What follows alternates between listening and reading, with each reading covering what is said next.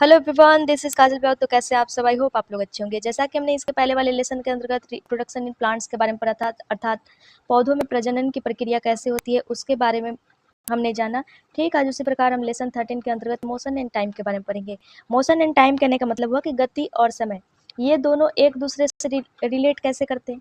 अर्थात अगर मोशन का अगर हम डिफिनेशन बोले एक लाइन में, तो change in position with respect of time, यानी समय के साथ जब अवस्था में परिवर्तन होता है तब हम बोलते हैं कि गति हो रहा है। यानी कहने का मतलब हुआ कि अगर कोई बोल रहा है कि अभी 10 बज रहे हैं और आप इस पोजीशन पे खड़े हुए हैं और 11 बज गया लेकिन आपके अवस्था में परिवर्तन नहीं हुआ, तो उसको हम मोशन का नाम नहीं ले सकते हैं।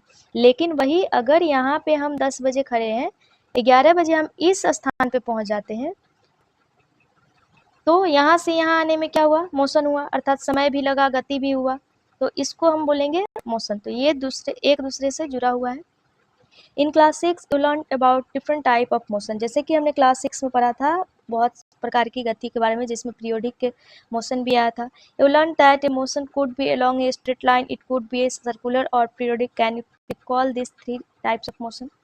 जैसा कि हमने उधर लेसन में जैसे कि कौन से मोशन में सारे वस्तु स्ट्रेट लाइन में गति करते हैं, कहने का मतलब हुआ कि सरल रेखा में गति करते हैं या सीधी रेखा हम इसको बोल सकते हैं। किसमें वृत्तीय गति होती है, किसमें आवर्त गति होती है। आवर्त गति कहने का मतलब हुआ अर्थात पीरियोडिक, यानी रिपीटेड हो, यानी वो मोशन रिपीट करे। जैसे कि सपोज हम एक ऑसिलेशन का उदाहरण लेते हैं, या अगर पीरियोडिक का अगर बात करें तो जैसे कि जो मशीन का सुई होता है तो अप डाउन करता है, तो वो रिपीटेड मोशन होता है। ठीक, अगर सर्कुलर मोशन का बात करें तो एक गोलाकार कोई फील्ड है, अगर हम वहाँ पे वॉकिंग करना स्टार्ट करते हैं, इस स्थान से स्टार्ट करते हैं, फिर जाके हम इसी स्थान पे आ जाते हैं, तो ये क्या हुआ? सर्कुलर पाथ हुआ। यानी हम क्या कर रहे हैं? वृत्तीय गति कर रहे हैं, यानी गोल गोल घूमना। इसके अलावा स्ट्रेट लाइन का अगर बात करें अर्थात सीधी रेखा में, तो हम सड़क पे चल रही गाड़ी का उदाहरण ले सकते हैं, या आप लोग जैसे कि 26 जनवरी या 15 अगस्त पे जो टीवी में परेड दिखाया जाता है, जो सैनिकों का मार्च पास्ट जो कर्तव्य पथ पे कराया जाता है, उस स्थिति को देख सकते हैं जो कि सीधी लाइन में होती है। Table 13.1 gives some common examples of motion. Identify the type of motion in each case. आपको क्या करना है? टेबल यहाँ पे 13.1 दिया गया है। यहाँ पे जैसे कि सोल्जर इन ए मार्च पास्ट, अगर सैनिक का मार्च पास्ट होता है तो वो किस स्थिति में गति करते हैं? तो वो क्या करते हैं? स्ट्रेट लाइन में गति करते हैं, तो उस प्रकार की गति को लिखना है। फिर दूसरा दिया है bullock cart moving on a straight road, सीधी सड़क पे एक बैलगाड़ी चल रहा है, तो वो किस स्थिति में गति करता है? तो वो भी स्ट्रेट लाइन में गति करता है। Hands of an athlete in a race, एक एथलीट का हाथ रेस जब वो करता है अर्थात दौड़ लगाता है, तो उसमें क्या स्थिति रहती है? तो वो भी स्ट्रेट रहता है। Pedal of a cycle in motion, जब जो बाईसाइकिल का पैडल होता है, यानी साइकिल जो हम लोग चलाते हैं उसका पैडल का जो मोशन होता है, तो हम क्या चलाते हैं? उसको सर्कुलर रूप में चलाते हैं। Motion of earth around the sun, यानी सन के चारों तरफ पृथ्वी की गति किस प्रकार होती है? तो सर्कुलर पाथ होती है। उसके बारे में हम ये इस प्रकार से 13.1 टेबल हमको क्या करना है? फिलअप करना है। इसके अलावा यहाँ पे दिया गया it is common experience that the motion of some object is slow while that of some others is fast. यहाँ पे कुछ ये एक्सपीरियंस साझा किए गए हैं जिसमें कुछ वस्तुओं का जो मोशन है वो क्या है? स्लो है, और कुछ वस्तु वहाँ पे है उसका जो गति है वो फास्ट है। इसके अलावा अगर बात करें स्लो और फास्ट करने का मतलब क्या हुआ? कि तेज और धीमी गति। तेज और धीमी गति हम कैसे बोलेंगे? तो जैसे कि हम सड़क पे वाहन चलता हुआ देखते हैं, we know that some vehicles move faster than others, तो हम वहाँ पे क्या देखते हैं कि कुछ व्हीकल्स ऐसे हैं कि बहुत ही तेजी से हमारे पास से गुजरते हैं। इवन द सेम व्हीकल में मूव फास्टर और स्लोअर एट डिफरेंट टाइम्स, कभी कभी वही व्हीकल अलग अलग समय पे कभी तेज स्थिति में रहता है, कभी धीमी स्थिति में रहता है।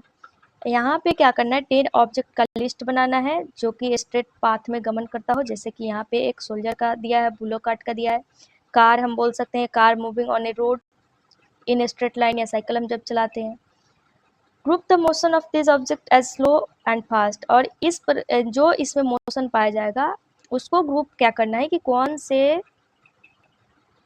मोशन में फास्ट गति हो रहा है और कौन से ऑब्जेक्ट में स्लो मोशन हो रहा है।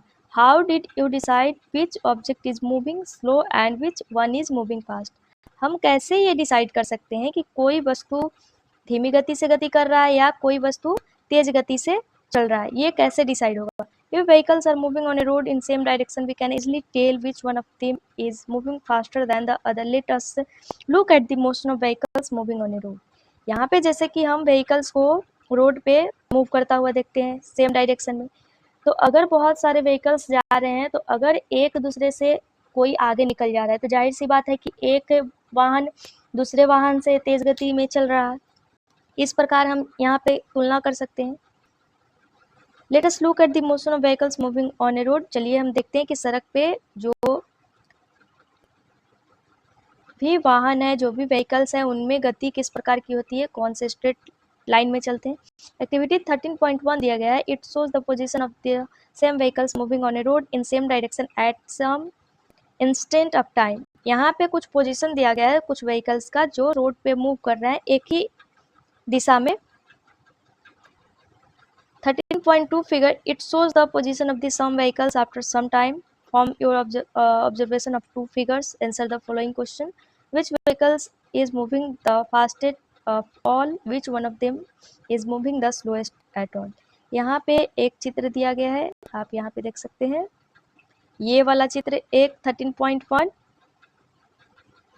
और सेकंड वाला यहाँ पे 13.2 का फिगर। तो इसमें कौन सा गति कर रहा है फास्ट, इसका तुलना करना है। तो आप यहाँ पे देख सकते हैं कि फर्स्ट वाले फिगर में क्या है, ग्रीन बीच में आ गया, लेकिन बाद में यही ग्रीन थोड़ा आ गया है। यहाँ पे ब्लू वाला पीछे है, यहाँ पे ब्लू वाला फिर आगे आ गया है। तो एक दूसरे से ये क्या है आगे। तो इस प्रकार से हम ये मोशन पता कर सकते हैं कि किसमें ज़्यादा गति हो रही है और किसमें कम गति हो रही है। The distance moved bye object in a given interval of time can help us to decide which one is faster or slower. यहाँ पे जो ऑब्जेक्ट द्वारा मूवमेंट किया जाता है उसके द्वारा समय अंतराल में जो भी समय है, जैसे कि 1 घंटा में अलग अलग वाहन द्वारा तय किया गया दूरी आपको दे दिया गया। जैसे कि हम बोल रहे हैं कि रेड वाला जो कार है वो 2 घंटे में 5 किलोमीटर चला, फिर ग्रीन कलर का इसी तरह का कार है वो 2 घंटे में 4 किलोमीटर चला। तो इसमें हम क्या तुलना करेंगे, तो फास्ट कौन चला, तो रेड वाला चला। इसके अलावा for example imagine that you have gone to see your friend at bus stand. Suppose you start pedalling your bicycle at the same time at the bus begins to. It is easy to decide whose speed is the highest. जैसे कि आप दोस्त को pickup करने के लिए या मिलने के लिए आप जाते हैं बस स्टैंड के पास, तो आप क्या करते हैं साइकिल पे पैडल चलाना स्टार्ट करते हैं, फिर वहीं से बस भी स्टार्ट होता है। तो अगर बस का गति फास्ट है आपके साइकिल से तो आप ये समझ सकते हैं कि हाँ बस आपसे ज़्यादा तेज़ गति में चल रहा है और मेरी स्पीड कम है। One who takes shortest time to cover the distance of 100 metre has the highest speed. वह व्यक्ति जो बहुत ही कम समय में दूरी तय करता है जो कि 100 मीटर का, वो एक हाईएस्ट स्पीड के रूप में माना जाता है। अब स्पीड हम किसको बोलेंगे, यानी चाल हम किसको बोलेंगे। You are probably familiar with the word speed. आपने शायद सुना होगा चाल वर्ड के बारे में। यहाँ पे कुछ एग्जांपल, जैसे कि अगर हम इसको डिफिनीशन के माध्यम से बोलें तो एक यूनिट टाइम में जो भी चला गया तय किया गया दूरी होता है, जैसे कि यहाँ पे दिया गया आप देख सकते हैं। The distance covered by an object in a unit time as the speed of the object। यानी किसी भी वस्तु द्वारा एकांक समय में तय की गई दूरी को हम क्या बोलते हैं, उस वस्तु की चाल बोलते हैं। यानी कहने का मतलब हुआ कि एक एकांक समय यानी एक समय का अंक दिया गया है जिसके द्वारा एक ऑब्जेक्ट का डिस्टेंस निर्धारित किया गया है, जिसको हम चाल बोल रहे हैं। जैसे कि हम बोल रहे हैं कि यहाँ पे 2 आवर, जैसे कि इसके पहले रेड वाला कार का एग्जांपल लिया था हमने, वो क्या किया 5 किलोमीटर का दूरी तय किया और वो टाइम के अकॉर्डिंग अपना स्पीड भी चेंज कर रहा है। तो इस प्रकार हम ये समझ सकते हैं when we say that a car is moving with a speed of 50 kilometre per hour, जैसे कि एक स्पीड 50 किलोमीटर एक घंटे में चलती है, इसका मतलब हुआ कि एक घंटे में वो 50 किलोमीटर की दूरी तय कर रही है। इसके अलावा अगर हम मिनट का बात करें तो हम डिवाइड करके निकाल सकते हैं। हाउएवर, हालांकि ये car seldom moves with a constant speed for an hour, in fact it start moving slowly and then picks up speed. कभी कभी क्या होता है, हम गाड़ी में क्या देखते हैं कि वो बहुत ही स्लो स्टार्ट होता है लेकिन बाद में वो अपना स्पीड अपने अकॉर्डिंग पकड़ लेता है।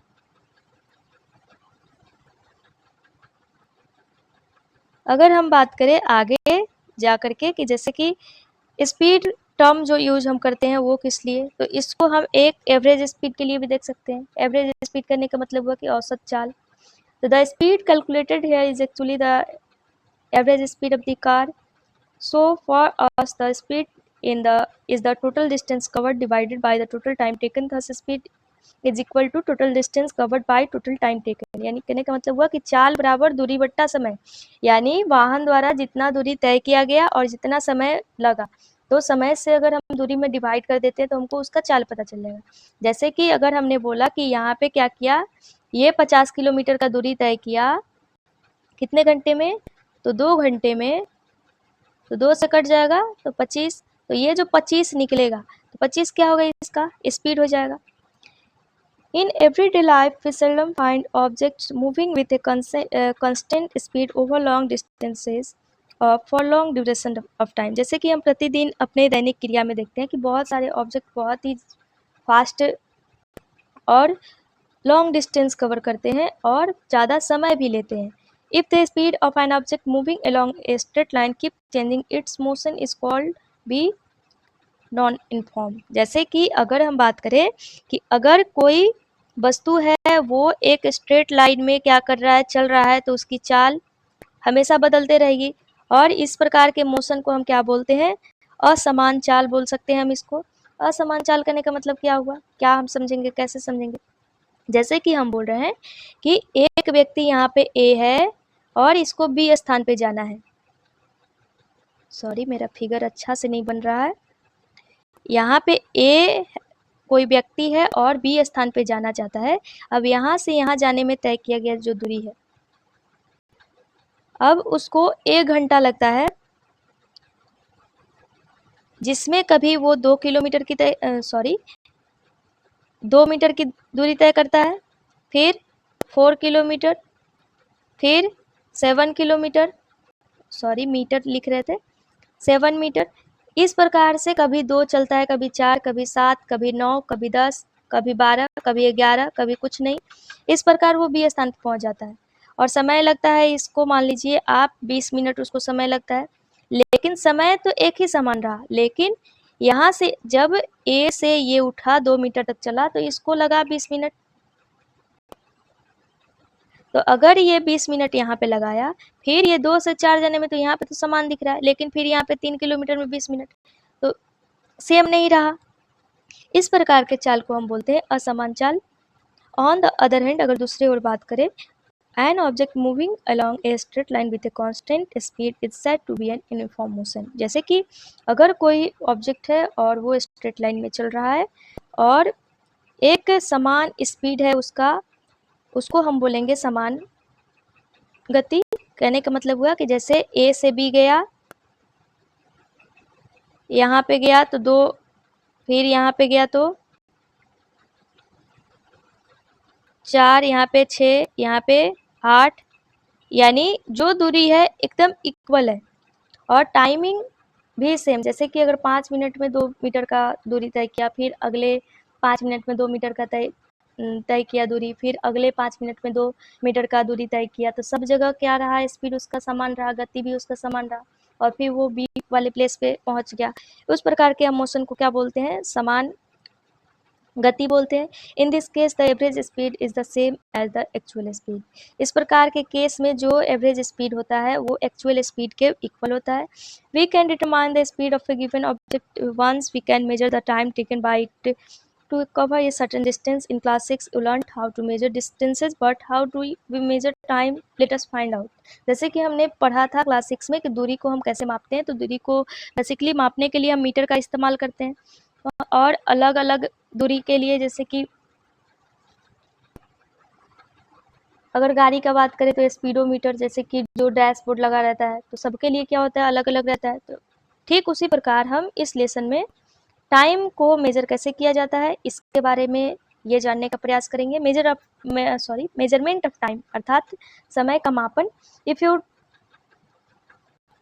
Did not have a clock, how you decide what time of the day it is. कहने का मतलब हुआ कि अगर आपके पास घड़ी नहीं है तो आप दिन का समय कैसे डिसाइड कर लेते हैं कि अभी क्या समय हो रहा है या अभी कितना बज रहा होगा। जैसे कि पहले के टाइम में अगर क्लॉक नहीं है तो धूप घड़ी का इस्तेमाल किया जाता था। इसके अलावा मौसम देख के बता दिया जाता था कि हाँ अभी कैसा मौसम है या कितना बज रहा होगा। Have you ever wondered how our elders could tell the approximate time of the day by just looking at shadows। यानी छाया देख के कैसे हमारे एल्डर्स टाइम का पता बता देते हैं कि अभी कितना बज रहा होगा। या एक महीने में कैसे हम टाइम इंटरवल, जो समय अंतराल है, उसको कैसे मापेंगे, या एक साल बाद स्थिति क्या होने वाली है। ये सब आवर एंसेस्टर, जो हमारे पूर्वज है, ये सब नोटिस किया करते थे। Many events in nature repeats themselves after definite intervals of time। यानी कुछ समय अंतराल पे कुछ ना कुछ ऐसे प्राकृतिक घटनाएं होती रहती थी जिसको समझ के वो समझ जाते थे कि अभी का मौसम कैसा है। जैसे कि गर्मी ठंडी आते रहता है, मौसम चेंज होते रहता है, या बरसात हुआ तो बादल का रखना। तो ये सब फॉर एग्जाम्पल, उदाहरण के तौर पे अगर देखें, they found that the sun rises every day in the morning. जैसे कि उन्होंने पाया कि जो सूर्य है वो प्रतिदिन कब उगता है, तो सुबह में उगता है। The time between one sunrise and the next was called day. जो समय है जो एक बाद में सूर्योदय हुआ और उसके नेक्स्ट, उसको हम क्या बोलते हैं, एक दिन बोलते हैं। सिमिलरली, सामान्यतः a month was measured from one new moon to the next. जब एक नया चंद्रमा आता था उसके अकॉर्डिंग वो मंथ डिसाइड कर लेते थे कि नेक्स्ट मंथ क्या होने वाला है। A year was fixed as the time taken by the earth to complete one revolution of the sun. एक साल अगर कभी फिक्स टाइम में वो कंप्लीट हो गया अर्थ के रिवोल्यूशन से, यानी अर्थ सूर्य के चारों तरफ परिक्रमा करती है, ये हम जानते हैं। जब पृथ्वी द्वारा एक परिक्रमा पूरा कर लिया जाता था तो इसके माध्यम से वो क्या पता कर लेते थे कि एक साल शायद अब कंप्लीट हो गया। ऑफ्टन अक्सर we need to measure intervals of time which are much shorter than day. जैसे कि कुछ समय अंतराल ऐसे भी होते हैं जो बहुत ही छोटे होते हैं दिन में, जिसको हम मेजर करने का काम करते हैं। क्लॉक्स और watches are perhaps the most common time measuring devices. हमारे लिए सामान्य रूप से अगर टाइम मेजरिंग अर्थात समय मापन का यंत्र बोले तो उसमें क्लॉक्स या घड़ियां आ सकती है। इसके अलावा have you ever wondered how clocks and watches measure time. इसके अलावा क्या आप ये जानते हैं कि कैसे जो घड़ियां हैं वो टाइम को मेजर करने का काम करती हैं। The working of clocks is rather complex. जो क्लॉक का कार्य है वो बहुत ही थोड़ा जटिल माना जा सकता है। But all of them make use of some periodic motion. लेकिन सब में क्या होती है, आवर्त गति, यानी पीरियडिक, यानी ये रिपीट होते रहता है। जैसे कि अगर यहाँ पे 12 बजा फिर तो बाद में 12 बजता है, यहाँ पे 9 अगर बजा है तो फिर तो बाद में 9 बजता है। तो ये क्या होते रहता है, रिपीटेड होते रहता है, अर्थात इसकी दोहरी प्रवृत्ति होती रहती है। One of the most well known periodic motion is that of a simple pendulum.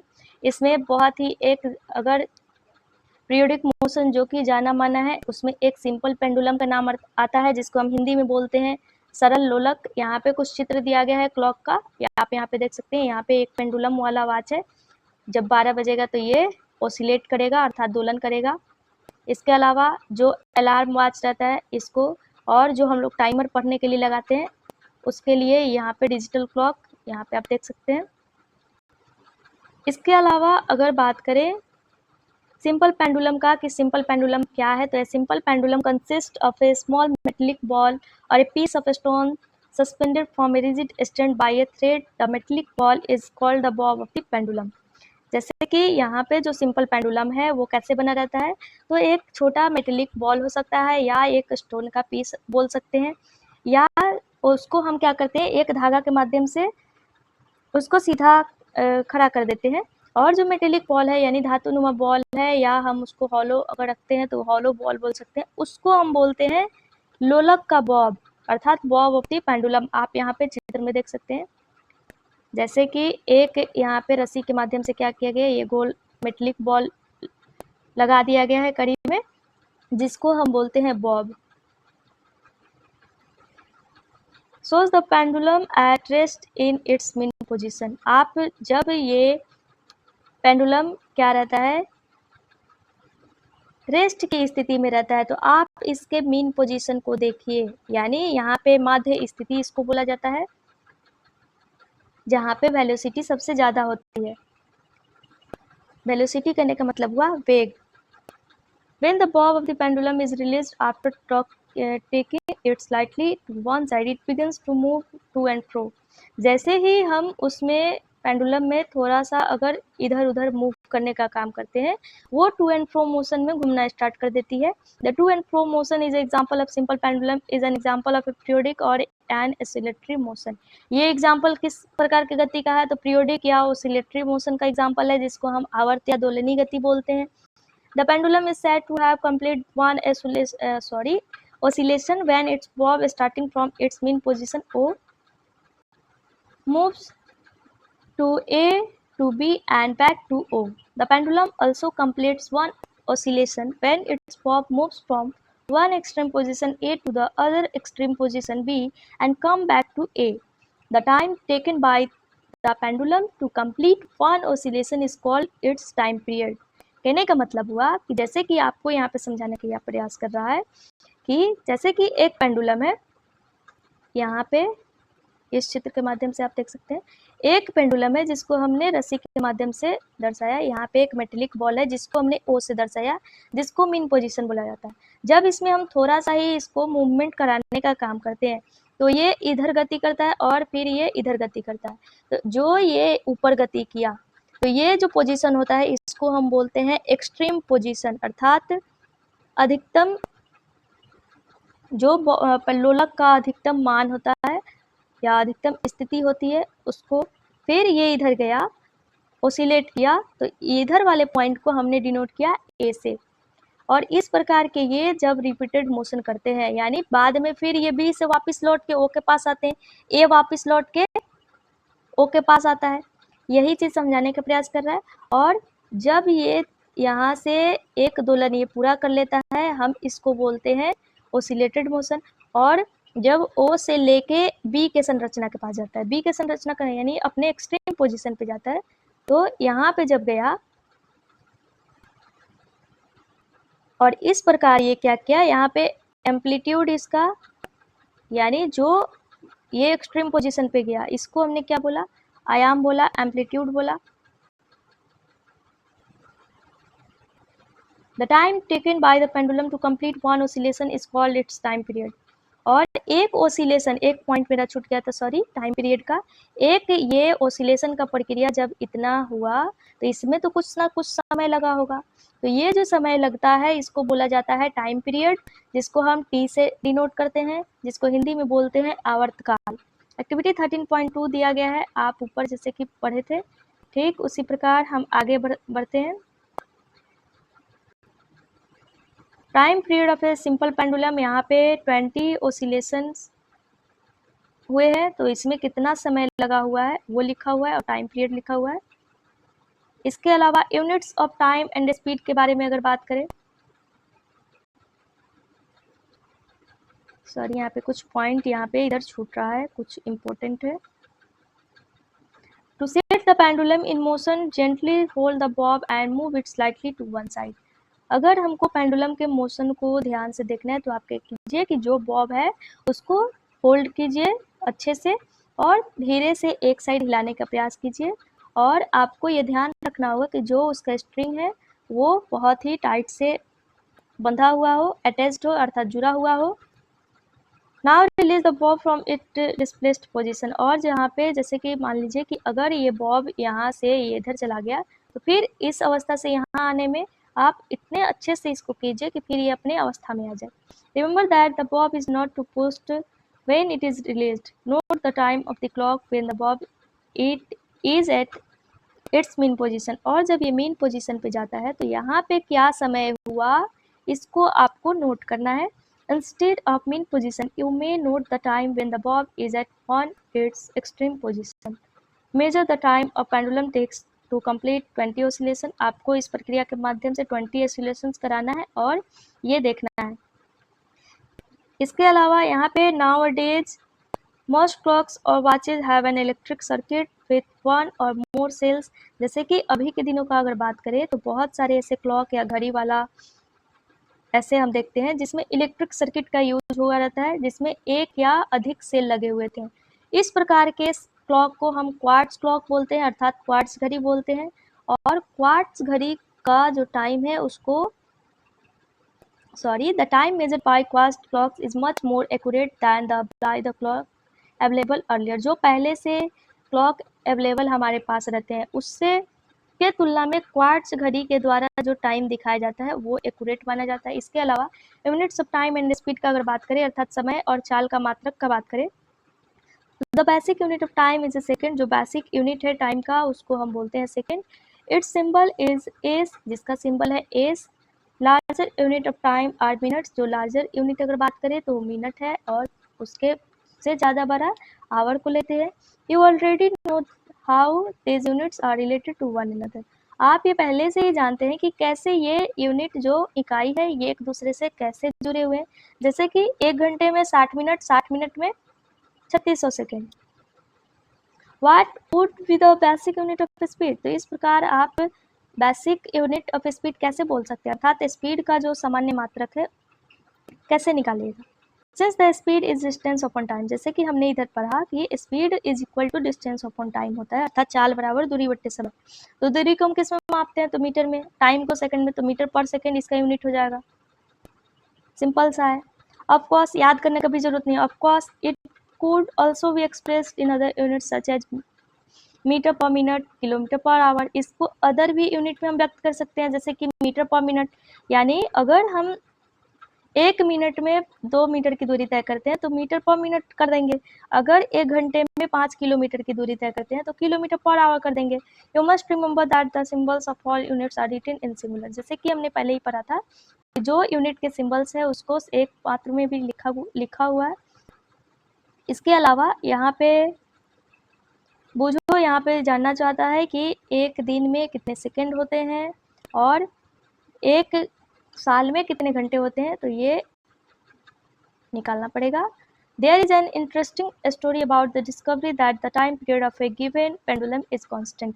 यहाँ पे एक इंटरेस्टिंग स्टोरी है, कहने का मतलब एक दिलचस्प कहानी के थ्रू पेंडुलम का जो टाइम पीरियड नियत रहता है उसके खोज के बारे में दिया गया है। जैसे कि एक फेमस साइंटिस्ट है जिनका नाम है गैलीलियो गैलीली, जिनका जन्म हुआ था 1564 ईस्वी में और इनका लास्ट टाइम 1642। इनके द्वारा ये कहा गया था, जैसे ये एक बार once Galileo are sitting in a church, जैसे कि ये एक बार चर्च में बैठे हुए थे। He notice that a lamp suspended from a ceiling with a chain was moving slowly from one side to other. जैसे कि उन्होंने नोटिस किया कि एक लैम्प लटका हुआ है सीलिंग से जिसमें चैन लगा हुआ है और वो धीरे धीरे एक साइड से लेकर दूसरे साइड मूव कर रहा है। He was surprised to find that his pulse beat the same number of times during the interval in which the lamp completed one oscillation. वो आश्चर्य रहते हैं कि जैसे वो लैम्प एक oscillation वो कंप्लीट करता है, ठीक उसी प्रकार जो उनका पल्स बीट है अर्थात नाड़ी का जो धड़कन है वो सेम टाइम में उतनी ही संख्या में वो अपनी गति पूरा करता है। गैलीलियो एक्सपेरिमेंट इन्होंने तब ये देख के क्या किया, इसका अनुप्रयोग किया कितने पेंडुलम के साथ, तो वेरियस पेंडुलम यानी बहुत प्रकार के पेंडुलम। यानी कभी भी किसी चीज़ का शोध किया जाता है तो जब तक वो अच्छा नहीं हो जाता तब तक हम क्या करते रहते हैं, प्रयास करते रहते हैं। तो उसी प्रकार इन्होंने वेरियस पेंडुलम का इस्तेमाल किया कि वो ऑब्जर्व कर सके कि क्या परिवर्तन हुआ, कैसे वो बॉब के अकॉर्डिंग वो लटके रहेगा। He found that a pendulum of a given length takes always the same time to complete one oscillation.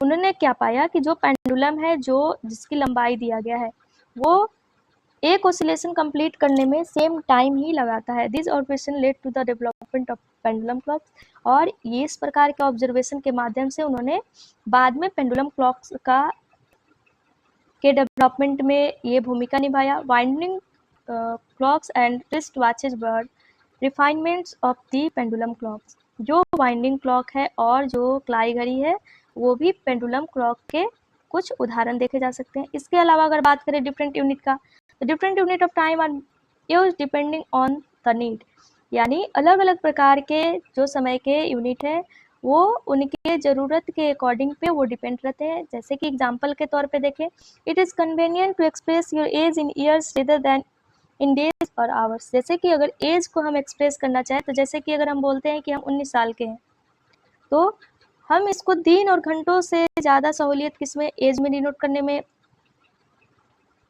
सहूलियत महसूस करते हैं। Similarly, सामान्यतः it will not be wise to express in years the time taken by you to cover the distance between your home and your school. ठीक उसी प्रकार अगर आप घर का दूरी तय करते हैं, जो स्कूल और घर के मध्य का जो दूरी है, आप उसको साल में व्यक्त ना करके उसको आप क्या कीजिएगा, टाइम में कवर करने का प्रयास कीजिएगा। हाउ स्मॉल और large is a time interval of 1 second. अगर समय अंतराल का बात किया जाए तो वो कितना, 1 सेकेंड के अकॉर्डिंग वो कितना छोटा या बड़ा हो सकता है। The time taken is saying allowed 2001 is nearby 1 second. Verify it by counting allowed from 2001 and 2010. The pulse of a normally healthy adult at rest beat about 72 times in a minute, that is about 12 times in 10 seconds. That rate may be slightly higher for children. यहाँ पे एक point दिया गया, आप इसको note कर सकते हैं कि जो एक नॉर्मल हेल्दी एडल्ट का अगर पल्स बीट का बात करें तो 1 मिनट में 72 टाइम्स अर्थात 72 बार धड़कने का यह प्रयास करता है, जो 10 सेकंड में 12 बार ये हो सकता है। लेकिन अगर चिल्ड्रन का बात किया जाए यानी छोटे बच्चों में बात किया जाए तो ये थोड़ा सा बढ़ भी सकता है, अर्थात 1-2 का डिफरेंस हो सकता है। पहले यहाँ पे वंडर्ड है अर्थात ये चकित है। How time was measured when pendulum clocks were not available. जब पेंडुलम क्लॉक उपस्थित नहीं थे तो कैसे टाइम को मेजर किया जाता था। जैसे कि हमने बोला कि पहले के टाइम में क्या इस्तेमाल किया जाता था, धूप घड़ी या मौसम को देख के लोग बता सकते थे। Many time measuring device were used in different parts of world before the pendulum clocks become popular. बहुत सारे ऐसे डिवाइस का यूज़ किया जाता था अदर वर्ल्ड के पार्ट में, अर्थात विश्व में अलग अलग हिस्से में बहुत सारे डिवाइस का यूज किया जाता था जब पेंडुलम क्लॉक ज़्यादा प्रसिद्ध नहीं था। सन डायल्स का एक बात करते हैं, सन डायल्स के अर्थात धूप घड़ी, वाटर क्लॉक्स या जल घड़ी या सैंड क्लॉक्स यानी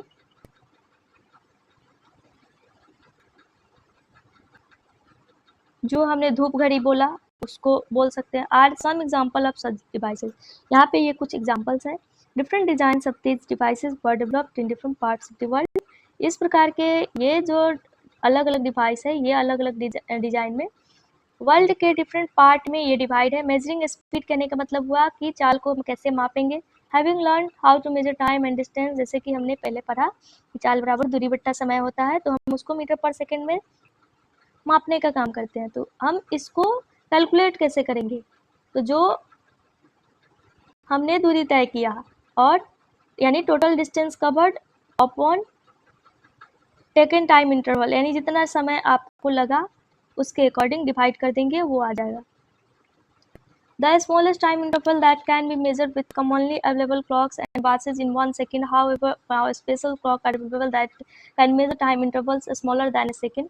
Some of these clocks can measure time intervals as some as 1 millionth or even 1 billionth of a second. कहने का मतलब हुआ कि जैसे कि अगर स्मॉलेस्ट टाइम इंटरवल का बात करें अर्थात सबसे छोटा समय अंतराल का बात करें तो उसको हम सामान्य रूप से जो भी अवेलेबल है हमारे पास क्लॉक या घड़ियाँ, जिसको हम 1 सेकेंड में भी माप सकते हैं, या इसके अलावा अगर स्पेशल क्लॉक का बात करें तो जो टाइम जो सबसे छोटे होते हैं, सेकंड से भी छोटे, तो कुछ ऐसे क्लॉक्स हैं जो 1 मिलियंथ और 1 बिलियंथ अर्थात 1 सेकंड का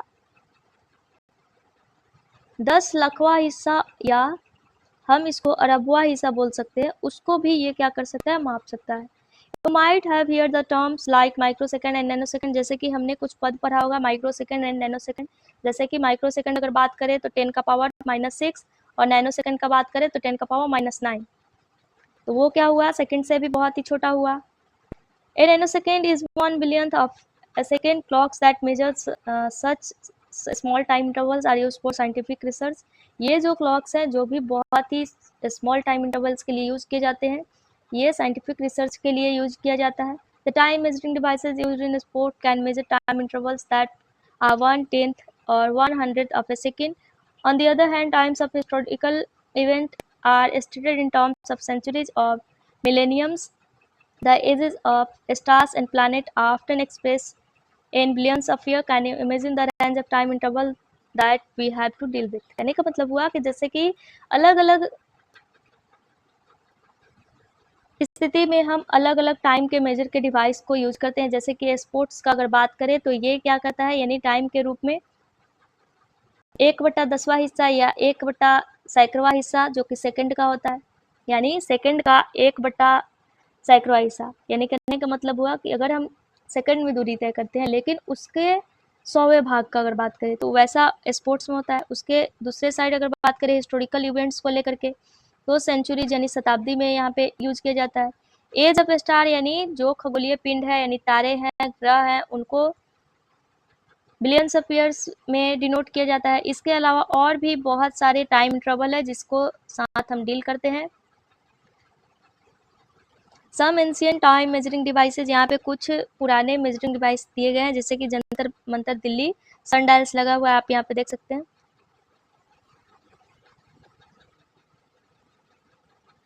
सैंड क्लॉक धूप घड़ी जिसको हमने बोला,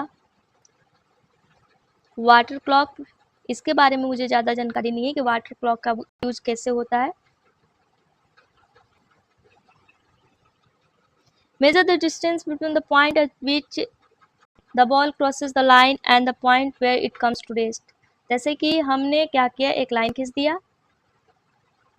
खींच दिया और यहाँ पे बैठ गए, यहाँ से बॉल को मैंने पुश किया और ये बॉल जाके यहाँ पे चला गया। जब ये लाइन को यहाँ से क्रॉस करके इस साइड आता है तो ये कब क्रॉस करता है इसके समय को लिखना है, बिंदु को डिनोट करना है और स्केल से मेजर करने का काम करना है।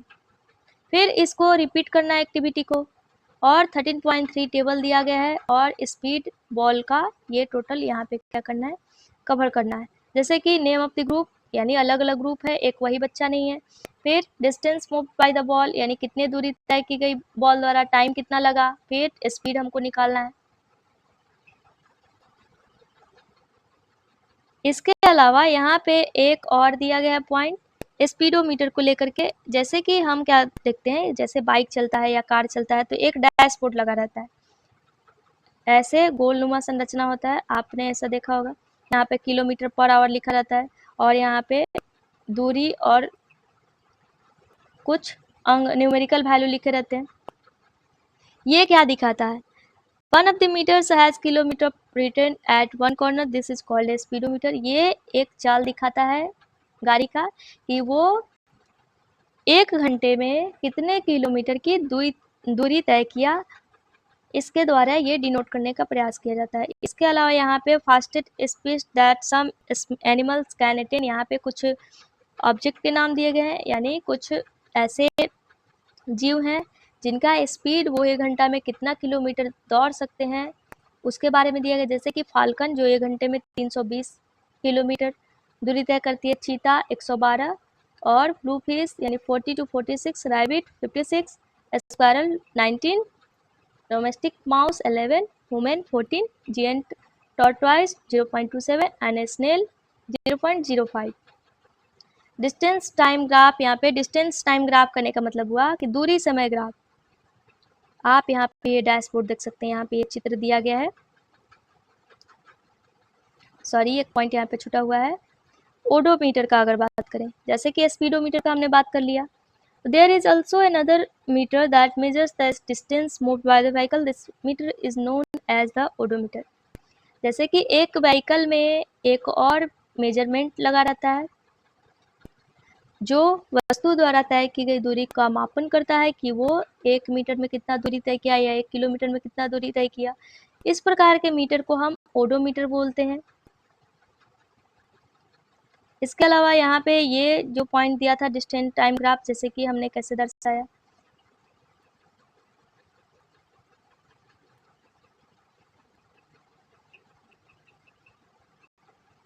हाँ, यहाँ पे आप देख सकते हैं इस फिगर में 13.12 एक ग्राफ बने हुए हैं। यहाँ पे 1 2 3 4 5 से डिनोट किया गया है, जो कि टाइम है मिनट में दिया गया है और डिस्टेंस दिया गया है किलोमीटर में। अर्थात 1 मिनट में दूरी तय कितना किया, 1 किलोमीटर का दूरी तय किया। 2 मिनट में 2 किलोमीटर का दूरी तय किया। इसी प्रकार ये 3 मीटर जाएगा तो 3 किलोमीटर, 4 किलोमीटर जाएगा तो 4, यहाँ पे 5 जाएगा तो यहाँ पे 5। इसका मतलब हुआ कि टाइम इंटरवल और यानी समय अंतराल और दूरी तय दिया गया है। तो हमने पढ़ा कि speed is equal to distance upon time, अर्थात चाल बराबर दूरी बट्टा समय। तो यहाँ पे क्या दिया गया है, डिस्टेंस मौजूद है, टाइम भी मौजूद है, क्या नहीं है तो स्पीड नहीं है। तो ये किस प्रकार के ग्राफ को डिनोट करता है, तो स्पीड को यहाँ पे डिनोट करने का प्रयास किया गया है।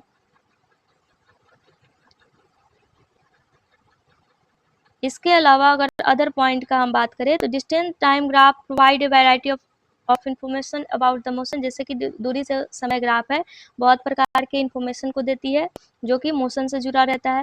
When compare to the data presented by a table, for example table 30.5 gives information about the distance moved by a bus only at same different time intervals, यानी जैसे कि अगर बस द्वारा तय की गई दूरी है तो वो कुछ निश्चित समय द्वारा तय की गई दूरी को प्रदर्शित करता है। दूसरे साइड अगर देखें तो डिस्टेंस टाइम ग्राफ के मदद से हम क्या प्राप्त कर सकते हैं कि अलग अलग समय पे बस द्वारा कितना दूरी तय किया गया। इसके अलावा 8 यानी जैसे टाइम दिया गया तो 8.15 AM में वो कहाँ था, कितना दूरी तय किया या उसका पॉइंट क्या था, वो डिनोट कर सकते हैं। इसके अलावा जैसे कि सपोज मान लीजिए उसका पॉइंट ए है, या नॉर्मल अगर हम बात करें, जैसे कि जब हम कभी ग्राफ को बनाते हैं तो एक पॉइंट को हम एक्स एक्सिस से दर्शाते हैं और दूसरे को वाई एक्सिस से, अर्थात एक्स अक्ष और दूसरा वाई अक्ष, ये यहाँ पे बताने का प्रयास किया गया है। तो हमने इसमें कीवर्ड्स के रूप में क्या क्या पढ़ा, तो bar graph, graphs, non uniform motion, oscillation, simple pendulum, speed, time period, uniform motion, unit of time, और यहाँ पे कुछ समरी दिया गया है। The distance move by an object in a unit time is called it speed, यानी कहने का मतलब हुआ एकांक समय में किसी वस्तु द्वारा तय की गई दूरी को हम चाल कहते हैं। इसके अलावा speed of object help us to decide which one is moving faster than the other. Speed of object अर्थात किसी वस्तु का चाल हमें क्या बताता है कि कौन सा वस्तु एक दूसरे से कौन फास्ट है, कौन स्लो है। The speed of an object is the distance travel divided by the time taken to cover that distance. Its basic unit is metre per second, अर्थात कहने का मतलब हुआ कि किसी भी वस्तु का चाल उसके द्वारा तय की गई दूरी और उसके द्वारा तय की गई दूरी में लगा समय को डिवाइड करने पर प्राप्त होता है, जिसको हम मीटर पर सेकंड से डिनोट करते हैं। इसके अलावा periodic events are used for the measurement of time, जो पीरियोडिक इवेंट्स का हम यूज करते हैं वो टाइम को मेजर करने के लिए करते हैं। इसके अलावा जो पीरियोडिक मोशन का पेंडुलम है वो क्लॉक्स और वॉचेज में भी यूज होता है। इसके अलावा मोशन ऑफ ऑब्जेक्ट को हम पिक्टोरियल फॉर्म में ग्राफ के माध्यम से दर्शा सकते हैं। पिक्टोरियल फॉर्म करने का मतलब हुआ चित्रात्मक रूप, bye their distance time graph, अर्थात दूरी समय ग्राफ के माध्यम से वस्तु की गति को दर्शाना। The distance time graph for the motion of an object moving with a constant speed is a straight line. इसके अलावा हम डिस्टेंस टाइम ग्राफ के अकॉर्डिंग किसी भी ऑब्जेक्ट जो भी जैसे मूव किया, अगर नियत अवस्था में चल रहा है तो उस प्रकार के चाल को हम क्या बोल सकते हैं कि वो स्ट्रेट लाइन में गति कर रहा है। तो हमने पढ़ा ये लेसन, यहाँ पे कुछ क्वेश्चन दिए गए जिसको आप बनाने का प्रयास कीजिएगा। और आपको वीडियो कैसा लगा ये आप कमेंट में ज़रूर बताइएगा। और अगर आपको वीडियो पसंद आए तो लाइक, कमेंट, शेयर और सब्सक्राइब जरूर करें।